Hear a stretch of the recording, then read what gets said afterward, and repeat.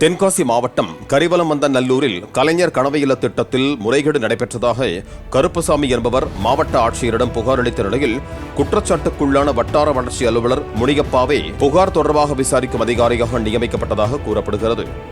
இதனையடுத்து புகார் அளித்த கருப்பசாமியை அலைபேசியில் தொடர்பு கொண்ட முனியப்பா, நம்ம ஆட்கள் என்பதால் தான் நிதி ஒதுக்கினேன் என்றும் புகார் மனுவை திரும்ப பெறுங்கள் எனவும் பேசிய ஆடியோ சமூக வலைதளங்களில் பரவி வருகிறது.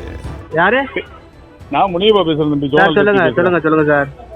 அதான் அந்த இது பெட்டிஷன் பார்த்தேன். நேற்று போய் பெட்டிஷன் கொடுத்துருக்கீங்களோ? ஆமா சார். வீடு வந்து ஆக்சுவலி பார்த்தா அவன் உண்மையிலேயே வீடு கட்ட முடியாம போட்டவன் தானே, எல்லாம் நம்ம ஆளுகள் தானே.